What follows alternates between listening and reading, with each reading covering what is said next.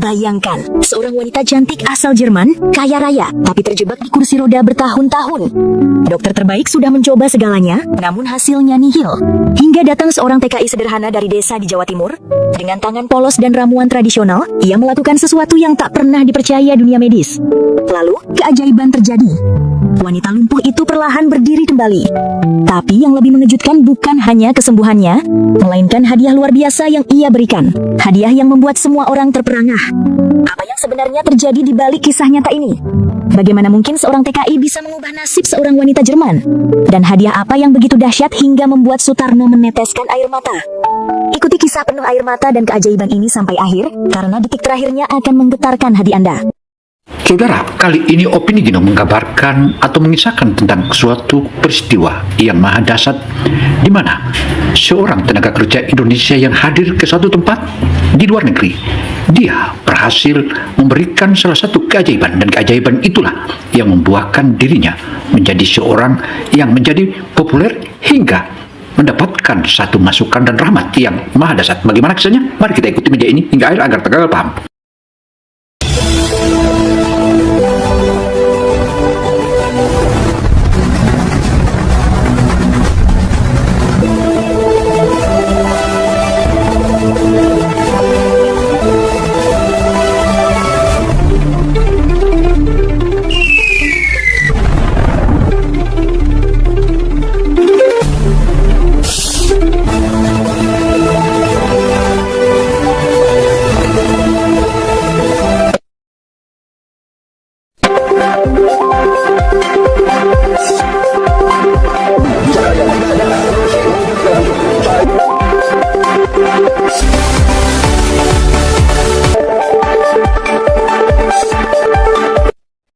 Saudara, kisah ini kita gambarkan tentang peristiwa ataupun salah satu kisah yang maha dahsyat, dan kisah ini merupakan salah satu kisah nyata, dan nyatanya dia begitu hadapi dan tabah, dan akhirnya ia berhasil menyelesaikan semua tugas-tugasnya sebagai tenaga kerja Indonesia. Tetapi ia mendapatkan satu rahmat, di mana rahmat itu sangatlah menguntungkan bagi tenaga kerja Indonesia itu. Untuk itu saudara, agar kita tidak berlama-lama lagi, mari kita ikuti media ini hingga akhir agar bisa kita nikmati dan teruslah nikmati. Langit sore di Jerman tampak kelabu. Awan musim semi berarak perlahan di atas bangunan klasik bergaya Eropa yang berdiri megah di sudut kota tua. Rumah besar itu seolah menjadi saksi bisu kesedihan yang menyelimuti penghuninya. Mas Sutarno sedang sibuk membersihkan lantai marmer yang dingin dan berkilau.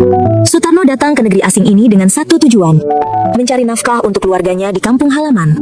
Ia hanya lulusan sekolah desa, tapi semangatnya membawanya menempuh perjalanan jauh hingga ke Jerman. Meski awalnya berat, ia belajar beradaptasi dengan cepat. Namun ada satu hal yang selalu membebaninya: suasana suram yang hampir setiap hari ia rasakan di rumah majikannya. Rumah besar itu milik seorang wanita bernama Clarissa, berusia 30 tahun, cantik dengan rambut pirang panjang, kulit putih pucat, dan wajah khas Jerman. Sayang, kecantikan itu seakan meredup oleh penderitaan yang ia tanggung. Sudah bertahun-tahun Clarissa harus duduk di kursi roda. Penyakit saras di bagian punggung bawah membuat kakinya lumpuh, tak mampu menopang tubuhnya lagi. Sore itu, pintu ruang kerja terbuka. Seorang dokter keluar dengan wajah serius. Dari balik pintu, terdengar percakapan yang membuat hati Sutarno tergerak. Frau Clarissa, suara dokter itu berat dan penuh rasa iba. Saya sudah melakukan semua yang bisa saya lakukan. Terapi fisik, obat-obatan terbaru, bahkan stimulasi saraf. Tapi, perkembangan Anda hampir tidak ada. Saya mohon, bersiaplah menerima kenyataan. Clarissa menunduk, bibirnya bergetar tetapi ia menahan air mata. Ia tidak ingin terlihat lemah, meskipun kata-kata dokter itu menusuk hatinya. Apakah benar-benar tidak ada harapan, dokter? Tanyanya lirih. Sang dokter menarik napas panjang. Secara medis, harapan itu sangat kecil, Frau. Tapi saya akan tetap mengawasi Anda jika ada perkembangan baru. Untuk sekarang, saya hanya bisa menyarankan agar Anda belajar berdamai dengan kondisi ini. Saudara, dokter sudah memvonis bahwa dia sudah tidak ada harapan lagi untuk bisa berjalan, dan kelumpuhannya tampaknya akan menjadi yang harus diderita seumur hidupnya. Tetapi secara rahmat lil alamin, ada seorang petugas atau pegawai kecil dan rendahan sebagai OB ataupun pesuruh di rumah itu diam-diam mendengarnya, dan dia harus berupaya untuk mengambil satu langkah. Langkah inilah yang merupakan salah satu langkah keajaiban. Untuk itu saudara, mari kita saksikan apa yang sebenarnya akan terjadi. Sutarno yang mendengar dari balik lorong terdiam sapunya berhenti bergerak. Hatinya ikut tercabik. Ia melihat dokter itu keluar dengan wajah kecewa, lalu menundukkan kepala sopan kepada Clarissa sebelum pergi. Begitu pintu menutup, suasana rumah mendadak hening. Clarissa memandang keluar jendela besar, menatap cahaya sore yang temaram. Di wajah cantiknya tampak jelas guratan putus asa. Tangannya gemetar ketika meraih gelas di meja, namun tak sanggup mengangkatnya. Air mata yang sejak tadi ia tahan, akhirnya menetes pelan di pipinya. Sutarno, yang berdiri agak jauh, merasa dadanya sesak. Ia ingin menolong, tapi siapa dirinya? Ia hanya seorang asisten rumah tangga dari desa. Namun bayangan ibunya di kampung tiba-tiba muncul di kepalanya. Ia ingat bagaimana ibunya dulu sering memijat orang sakit dengan ramuan sederhana dari dapur. Betapa banyak tetangga yang sembuh berkat pijatan dan jamu tradisional itu. Semua ilmu sederhana itu masih ia simpan dalam ingatan. Namun, bisakah ia menawarkan itu pada seorang wanita Jerman kaya raya? Apakah Clarissa akan percaya pada cara kampung yang jauh dari modern? Keesokan paginya, suasana rumah masih sama, sunyi dan muram. Clarissa duduk di kursi rodanya di ruang tamu, menatap keluar jendela dengan tatapan kosong. Sutarno yang sedang membersihkan meja meliriknya berkali-kali. Rasa iba semakin menekan hatinya. Ia ingin berbicara, tapi lidahnya keluh. Saudara, penderitaan gadis asal Jerman ini betul-betul sangat menyayat hati, sehingga Sutarno terpanggil untuk menawarkan diri. Dan hasil tawarannya itulah dipercaya oleh sang gadis lumpuh itu. Karena itu saudara, ia bukannya langsung selesaikan dan dengan mudah disembuhkannya, tetapi dari hari ke hari ia mengurut dan mulai memijitnya hingga memberikan ramuan-ramuan yang spesial yang diketahui dari orang tuanya. Dengan kesabaran dan ketabahannya, akhirnya membuahkan hasil. Tetapi hasil itu belum serta-merta muncul. Karena itu saudara, dari sinilah ujian yang didapatkan oleh TKI tersebut. Ia takut dianggap lancang. Namun setiap kali ia melihat sorot mata Clarissa yang penuh kesedihan, keberaniannya sedikit demi sedikit muncul. Dalam hati, ia berbisik, "Aku harus mencoba. Kalau tidak, aku akan menyesal seumur hidup." Hari itu menjadi titik awal yang perlahan-lahan akan mengubah hidup mereka berdua. Hari-hari di rumah besar itu terus berjalan dalam kesunyian. Setelah dokter menyatakan hampir menyerah, suasana semakin muram. Clarissa sering terlihat termenung di kursi rodanya, menatap keluar jendela dengan mata kosong. Bahkan senyuman yang dulu pernah sesekali muncul, kini benar-benar hilang. Sutarno, yang setiap hari berada di dekatnya, tidak bisa menutup mata terhadap penderitaan itu. Hatinya semakin tergerak, namun ia masih diliputi keraguan. Bagaimana mungkin seorang asisten rumah tangga sederhana berani menawarkan sesuatu kepada majikannya yang seorang bangsawan Jerman?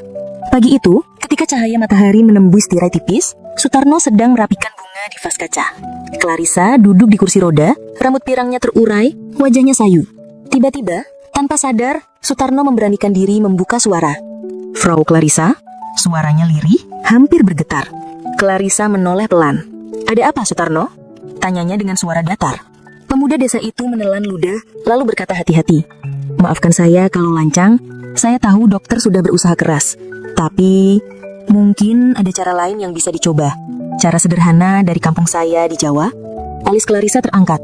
Wajahnya menunjukkan keraguan. "Cara lain? Apa maksudmu?" Sutarno menunduk sopan. "Di desa kami, orang sakit sering dibantu dengan pijatan dan jamu.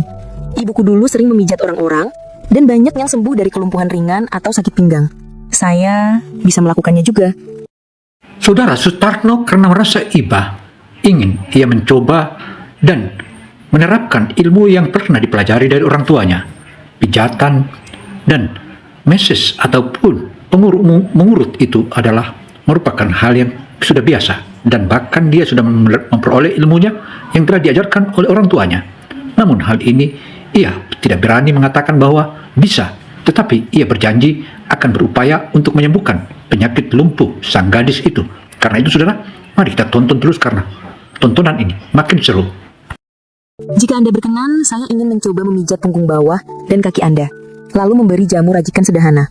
Clarissa terdiam, matanya menatap lurus ke arah Sutarno, seakan ingin membaca isi hatinya. Di satu sisi, hatinya dipenuhi keraguan. Apakah masuk akal ramuan desa bisa mengalahkan ilmu kedokteran modern? Namun di sisi lain, ia merasakan ketulusan yang kuat dari nada suara Sutarno. "Kamu yakin bisa membantu saya?" tanya Clarissa dengan suara bergetar. Sutarno menggeleng perlahan. "Saya tidak berani menjanjikan apa-apa. Semua bergantung pada Tuhan. Saya hanya ingin mencoba dengan niat tulus. Kalau Anda tidak berkenan, saya akan diam dan tidak pernah menyebutkannya lagi." Hening. Detik demi detik terasa panjang. Clarissa memalingkan wajah ke jendela. Cahaya matahari menyinari pipinya yang pucat. Dan di balik matanya, tersimpan air mata yang hampir jatuh. Ia telah mencoba semua pengobatan modern, tetapi tidak ada hasil. Mungkin cara sederhana dari seorang pemuda desa layak dicoba. Akhirnya Clarissa menarik napas panjang dan berkata pelan, "Baiklah, Sutarno, aku akan mencobanya. Tapi lakukan dengan hati-hati. Aku tidak ingin berharap terlalu tinggi." Senyum lega muncul di wajah Sutarno. "Terima kasih, Frau Clarissa. Insya Allah saya akan lakukan dengan sepenuh hati." Hari itu menjadi awal dari sesuatu yang baru. Saudara, sang TKI begitu mendapat persetujuan, tentu saja ia memulai melakukan aksinya. Aksi pengobatan yang dilakukan itu tentu saja syarat dengan doa-doa serta ramuan yang telah dipelajarinya sejak kecil dari kedua orang tuanya. Hal inilah yang membuat hingga melihat sang gadis lumpuh itu melihat kesungguhan Sutarno yang begitu serius bahwa benar-benar sang pemuda pembantu atau pembantu rumah tangganya ini ada keseriusan dan juga memiliki keahlian yang tidak dimiliki oleh orang lain. Karena itu saudara, mari kita tonton terus. Malamnya, Sutarno menyiapkan ramuan jamu sederhana.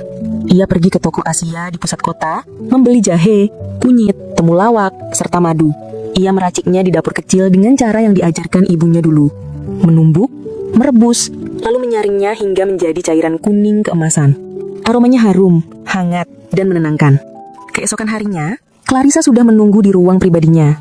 Ia mengenakan gaun rumah sederhana, rambutnya diikat dan wajahnya terlihat agak tegang. Sutarno membawa jamu dalam botol kaca, lalu menyiapkan minyak pijat dari campuran kelapa dan rempah. "Apakah kamu benar-benar tahu caranya?" tanya Clarissa ragu, mencoba menyembunyikan kegugupannya. Sutarno menyenyum menenangkan. "Saya sudah terbiasa memijat orang di kampung, Frau Clarissa. Tenang saja, saya akan sangat hati-hati." Dengan izin Clarissa, Sutarno mulai memijat bagian punggung bawahnya. Gerakannya pelan, lembut, tapi penuh tekanan di titik-titik tertentu. Clarissa menggigit bibir, menahan rasa nyeri yang muncul. Namun, semakin lama tubuhnya mulai merasa hangat. "Bagaimana rasanya?" tanya Sutarno hati-hati. "Aneh, tapi juga ada sedikit rasa nyaman," jawab Clarissa lirih. Matanya setengah terpejam. Setelah memijat, Sutarno menyodorkan segelas jamu. "Silakan diminum, Frau Clarissa. Rasanya mungkin tidak enak, tapi ini baik untuk peredaran darah." Clarissa menatap cairan kuning itu dengan ragu. Ia mengangkat gelas, mencium aromanya. Baunya kuat sekali. "Iya, rasanya agak pahit, tapi kalau dicampur madu akan lebih enak," kata Sutarno sambil menambahkan sesendok madu. Clarissa meneguk pelan. Wajahnya sempat meringis, namun setelah menelan, ia tersenyum samar. "Tidak seburuk yang kubayangkan." Mereka saling berpandangan sejenak. Ada sesuatu yang berubah dalam ruangan itu. Untuk pertama kalinya sejak lama, Clarissa merasakan harapan kecil tumbuh di hatinya. Sementara Sutarno merasa lega karena langkah pertamanya diterima. Hari itu, rumah besar yang biasanya suram mulai dipenuhi aura berbeda. Bukan lagi sekedar tempat tinggal yang dingin, melainkan tempat lahirnya sebuah harapan baru. Saudara, dari hari ke hari Sutarno mulai melakukan pijatan dan mengurutnya hingga memegangi semua titik-titik akupuntur yang menurutnya adalah titik melancarkan semua peredaran saraf agar saraf-saraf yang tadinya sudah lumpuh bisa kembali normal lagi atau aktif kembali. Hal inilah dilakukan oleh Sutarno dengan tekun dan terus saja dirasakan oleh sang gadis itu bahwa dari hari ke hari apa yang dilakukan Sutarno adalah hal yang sangat positif dan membuat hatinya segar serta mulai terasa peredaran darahnya mulai beredar dengan begitu normal dan normatif. Ini merupakan salah satu awal kebahagiaan antara keduanya. Hari-hari berikutnya berubah menjadi rutinitas baru di rumah besar itu. Pagi dan sore, setelah menyelesaikan pekerjaan rumah, Sutarno masuk ke ruang pribadi Clarissa. Ia membawa segelas jamu hangat berwarna kuning keemasan, lalu dengan penuh ketelitian memijat punggung bawah serta kaki majikannya. Awalnya Clarissa hanya pasrah. Ia tidak berani menaruh harapan besar. Namun setelah seminggu, ia mulai merasakan perubahan kecil. Rasa hangat yang muncul dari pijatan itu bertahan lebih lama. Aliran darah di kakinya terasa lebih lancar, dan tubuhnya tidak lagi sesering dulu kaku serta nyeri. Suatu sore, ketika Sutarno sedang memijat, Clarissa menutup mata lalu berkata lirih, "Sutarno, entah kenapa setiap kali kamu memijat, aku merasa lebih hidup. Aku belum pernah merasakan ini dari terapi dokter manapun." Sutarno berhenti sejenak, menatap wajahnya yang tenang. "Alhamdulillah, itu pertanda baik, Frau Clarissa. Tubuh Anda mulai merespons. Kita harus sabar. Semua butuh waktu." Hari-hari pun terus bergulir. Minggu pertama, kedua, hingga ketiga. Clarissa mulai menantikan jam-jam khusus itu. Ia bahkan rela menahan rasa pahit jamu karena yakin ada sesuatu yang berbeda di dalamnya. Pada akhir bulan pertama, sebuah kejadian mengejutkan terjadi. Sutarno sedang memijat telapak kaki Clarissa ketika tiba-tiba wanita itu berteriak pelan. "Sutarno, tunggu. Ada apa, Frau Clarissa? Apakah saya terlalu keras?" tanya Sutarno panik. Clarissa menatapnya dengan mata melebar. Tidak, bukan itu. Aku bisa merasakan sentuhanmu di jari kakiku. Selama bertahun-tahun aku tidak merasakannya. Dan sekarang aku bisa. Air matanya langsung jatuh. Tangannya menutup mulutnya, tubuhnya bergetar. Sutarno ikut terharu, menunduk sambil berucap, Alhamdulillah, ini kabar baik. Tuhan sudah mulai memberi tanda. Sejak hari itu, semangat Clarissa bangkit. Ia tidak lagi duduk muram di kursi roda sepanjang hari. Ia menantikan setiap sesi pijat dan jamu, seolah itu adalah cahaya kecil yang membimbingnya keluar dari kegelapan. Memasuki bulan kedua, perkembangan semakin nyata. Clarissa sudah mampu menggerakkan pergelangan kakinya sedikit, meski masih kaku. Ia mulai melakukan latihan ringan dengan bantuan Sutarno. Angkat kakimu pelan-pelan, Frau Clarissa. Ya, seperti itu, kata Sutarno sambil menopang tubuhnya. Clarissa berusaha keras, wajahnya tegang, keringat mengucur di pelipisnya. Tapi ketika kakinya berhasil terangkat meski hanya beberapa sentimeter, ia tersenyum bahagia. Aku berhasil, Sutarno, aku benar-benar berhasil, serunya penuh semangat. Sutarno tersenyum, menahan haru. Setiap langkah kecil adalah awal dari keajaiban besar. Jangan menyerah, Frau Clarissa. Hari-hari itu rumah besar yang biasanya sunyi, kini sering dipenuhi suara tawa kecil Clarissa. Para pekerja rumah tangga lain pun ikut merasakan kebahagiaan itu. Mereka menyaksikan sendiri perubahan luar biasa yang terjadi di depan mata mereka. Mulai menampakkan salah satu hal yang sangat positif dan mulai bergerak kaki lumpuhnya itu. Dan bahkan saat ini sudah terasa kesemutan hingga ia sudah berani mengangkatnya serta merasakan apa yang terjadi mulai dari pangkal pinggang hingga ke ujung kaki. Dan disinilah merupakan salah satu pertanda bahwa dia akan bisa sembuh, padahal semua dokter sudah angkat tangan dan dokter pun mengatakan bahwa ia sudah tidak mungkin sanggup lagi karena semua saraf sudah dinyatakan lumpuh. Karena itu saudara, keajaiban inilah dibuktikan oleh tenaga kerja Indonesia ini. Bagaimana kisahnya? Mari kita ikuti terus. Di ruang tamu yang luas, Clarissa mencoba berdiri sambil berpegangan pada tongkat khusus yang diberikan dokter dulu, namun tak pernah ia gunakan. Dengan hati-hati, ia melangkah satu langkah, lalu dua langkah. Air mata mengalir deras di pipinya. Ia berkata, Aku berjalan. Meski dengan tongkat, aku bisa berjalan lagi. Para pekerja rumah tangga yang melihat dari kejauhan bertepuk tangan sambil menangis haru. Suasana rumah itu berubah menjadi penuh kegembiraan. Clarissa menoleh ke arah Sutarno, matanya berbinar-binar. Kalau bukan karena kamu, aku tidak akan pernah merasakan ini lagi. Kamu bukan hanya seorang asisten rumah tangga, kamu adalah penyelamatku. Sutarno menunduk, hatinya ikut bergetar. Jangan katakan begitu, Frau Clarissa. Saya hanya berusaha dengan ilmu kecil yang saya punya. Semua ini karena izin Tuhan. Sejak hari itu, Clarissa semakin yakin bahwa hidupnya masih punya harapan. Ia mulai tersenyum lagi, berbicara dengan penuh semangat, bahkan kembali membaca buku-buku yang dulu ia tinggalkan. Semua karena satu hal sederhana, ketulusan seorang pemuda desa yang tidak pernah menyerah. Bantuan tongkat. Hari itu, Clarissa meminta seluruh pekerja rumah tangga berkumpul di ruang tamu besar. Suasana terasa berbeda. Ia berdiri di tengah ruangan, berpegangan pada tongkat dengan senyum cerah di wajahnya. Semua mata tertuju padanya dengan penuh rasa haru. Teman-teman, kata Clarissa dengan suara lantang namun lembut. Hari ini, aku berdiri di depan kalian bukan sebagai wanita lemah yang terikat di kursi roda. Hari ini, aku berdiri karena ada seseorang yang dengan tulus membantuku, bahkan ketika dokter sudah menyerah. Matanya beralih ke arah seorang pemuda sederhana yang berdiri paling belakang dengan kepala tertunduk. Sutarno.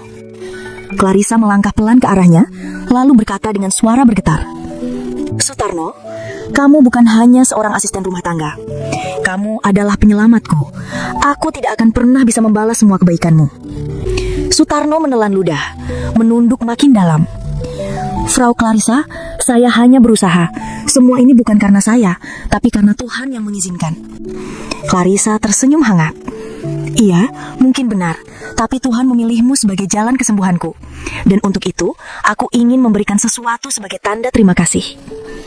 Ia memberi isyarat, lalu seorang staf membawa sebuah kotak kayu indah. Clarissa membukanya di depan semua orang. Di dalamnya, terdapat dokumen perjalanan, tiket, dan buku kecil berwarna hijau.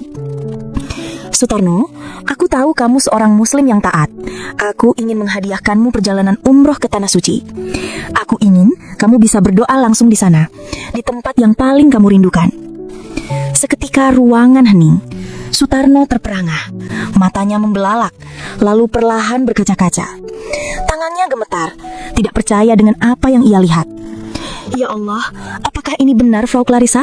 Saya tidak tahu harus berkata apa. Suaranya tercekak, hampir menangis. Clarissa tersenyum hangat sambil mengangguk. Ini belum semuanya. Lalu, ia menyerahkan sebuah amplop tebal. Di dalamnya, ada uang setara 100 juta rupiah. Gunakanlah untuk keluargamu di Indonesia. Bangun rumah, buka usaha, atau apapun yang bisa membuat hidupmu lebih baik. Sutarno langsung berlutut. Air matanya jatuh tanpa bisa ditahan. Terima kasih banyak Frau Clarissa. Saya tidak pernah bermimpi akan menerima semua ini. Semoga Tuhan selalu melindungi dan memberkati Anda. Clarissa menunduk, menatapnya dengan mata berkaca-kaca. Tidak, Sutarno, aku yang harus berterima kasih. Kamu telah memberiku hidup kembali. Kamu memberiku harapan ketika aku hampir menyerah. Hidupku berubah karena ketulusanmu. Semua pekerja rumah tangga di ruangan itu ikut menangis haru. Mereka menyaksikan sebuah kisah nyata tentang keajaiban, bukan hanya pada tubuh yang sembuh, tetapi juga pada hati yang disembuhkan oleh kasih sayang dan ketulusan.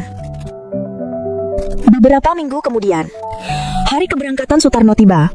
Bandara Frankfurt dipenuhi suara pengumuman dan langkah-langkah manusia. Dengan pakaian ihram sederhana yang ia kenakan dari rumah, ia berdiri tegak, menatap pesawat besar yang akan membawanya ke tanah suci. Clarissa ikut mengantarnya. Ia berdiri dengan tongkat di tangan, kini lebih kuat daripada sebelumnya. Ia tersenyum hangat sambil berkata, "Pergilah Sutarno, doakan aku di sana. Doakan juga keluargaku agar Tuhan selalu menjaga kami." Sutarno mengangguk, air mata menetes lagi. "Tentu Frau Clarissa, saya akan mendoakan Anda dengan sepenuh hati. Semoga Tuhan membalas semua kebaikan Anda dengan kebahagiaan yang tiada habisnya." Mereka berpelukan singkat. Perbedaan bangsa, budaya, bahkan agama tidak menghalangi mereka untuk saling menghargai dan menyayangi. Hubungan itu bukan lagi sekedar majikan dan pekerja, melainkan dua manusia yang saling menolong dalam kesulitan. Ketika pesawat akhirnya lepas dandas, Sutarno duduk di dekat jendela, menatap langit biru dengan hati penuh syukur. Ia teringat wajah ibunya di desa, keluarganya, dan tentu saja Clarissa, wanita Jerman cantik yang kini bisa berjalan kembali berkat ketulusan hati seorang pemuda desa. Dalam hatinya, ia berdoa, "Ya Allah, terima kasih atas semua ini. Jadikanlah aku hambamu yang selalu rendah hati, dan jadikanlah Clarissa wanita yang selalu kau lindungi dengan rahmatmu." Kisah itu berakhir bahagia. Clarissa mendapatkan kembali kehidupannya yang sempat hilang, sementara Sutarno pulang membawa berkah luar biasa, perjalanan spiritual umroh, dan rezeki besar untuk keluarganya. Sebuah kisah nyata tentang keikhlasan, kesabaran, dan balasan kebaikan yang datang dari arah yang tidak pernah disangka-sangka. Dan akhirnya, inilah bukti nyata bahwa ketulusan hati seorang TKI desa sederhana mampu menghadirkan keajaiban yang tak pernah diduga. Clarissa yang lumpuh bertahun-tahun kini bisa kembali berdiri. Semua berkat kesabaran, iban besar. Apa yang kita tanam dengan ikhlas pasti akan kembali berlipat ganda dalam bentuk yang tak terduga. Terima kasih sudah menonton kisah inspiratif ini. Jangan lupa tekan tombol like, share, dan subscribe untuk mendukung channel Jamu Malam agar terus menghadirkan kisah nyata penuh hikmah untuk kita semua. Semoga Allah selalu melimpahkan kesehatan, rezeki yang halal, dan umur yang penuh berkah untuk kita semua. Dan bila ada kesalahan kata atau ada nama yang disebut sama dengan nama orang tertentu, kami mohon maaf yang sebesar-besarnya. Sampai jumpa di kisah nyata berikutnya, hanya di channel. Demikianlah paparan opini Gino Television Indonesia kali ini. Semoga informasi yang kami berikan ini menjadi edukasi bagi seluruh pemirsa dimanapun Anda berada. Karena itu sudah saatnya kita jumpa, sudah saatnya pula kita berpisah. Saya Gino Samsudin Mirsad melaporkan. Wassalamualaikum warahmatullahi wabarakatuh.